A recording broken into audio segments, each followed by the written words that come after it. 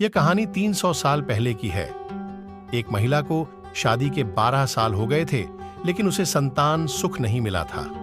बच्चे को पाने के लिए उस महिला ने न जाने क्या क्या उपाय किए थे। डॉक्टरों के पास गई थी, बाबा, भक्तों के पास गई थी। जिसने जिस मंदिर, जिस मस्जिद, गुरुद्वारा या चर्च में जाने के लिए कहा, उस हर जगह गई थी। जिस भगवान का नाम लेने के लिए कहा, उस भगवान का नाम लिया था, और जितने उपाय या उपवास करने के लिए कहे, सब किए। कहते हैं ना कि अगर दिल से और तन मन धन से कोई चीज चाहो तो मिल ही जाती है। इस महिला को भी उसकी तपस्या का वरदान उसके बेटे के रूप में मिल ही गया। 12 सालों की दुख, दर्द और पीड़ा अपने बेटे का चेहरा देखते ही सुख, खुशी और संतुष्टि में बदल गया। लेकिन अभी शायद उसकी तपस्या बाकी थी। शायद भगवान को अभी उसकी ओर परीक्षा लेनी थी। जब उसका बच्चा 1 वर्ष का हुआ तो एक दूसरी महिला ने उसका बच्चा चुरा लिया। सोचिए, उस मां की मनस्थिति क्या होगी जिसने दुनिया में सबसे ज्यादा जिस बच्चे के लिए अपनी जिंदगी जी थी, उससे उसका बच्चा ही छीन गया। उसे ऐसा लगा जैसे किसी ने उसका बच्चा नहीं, उसके शरीर से उस दिन से उस मां का जैसे खाना, पीना, सोना सब छूट गया था। उसे ना भूख लगती, न प्यास लगती, न नींद आती।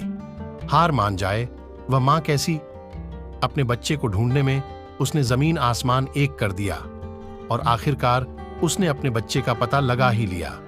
वह पहुंच गई उस चोर महिला के पास अपने बच्चे को वापस लेने के लिए।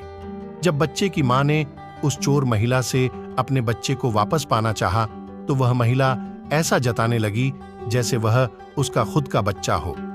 जब बच्चे की मां को लगा किसी भी तरह से बात बनती नजर नहीं आ रही है, तब वो इस मुद्दे को राजा के पास लेकर गई।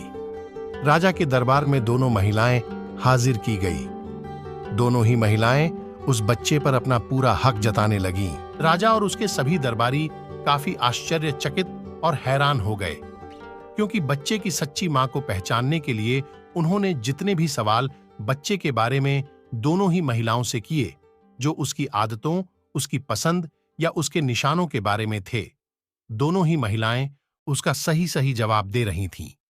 जब इस समस्या का समाधान निकलता नजर नहीं आ रहा था, तो मंत्री ने बिना 1 मिनट की देरी किए तुरंत राजा से कहा कि महाराज, मुझे लगता है कि यह दोनों ही इस बच्चे की मां हैं।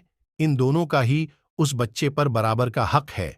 अगर आपको न्याय ही करना है तो सबसे बेहतर तरीका यही होगा कि आप बच्चे के 2 टुकड़े कर दीजिए और एक एक टुकड़ा दोनों माओं को बांट दीजिए।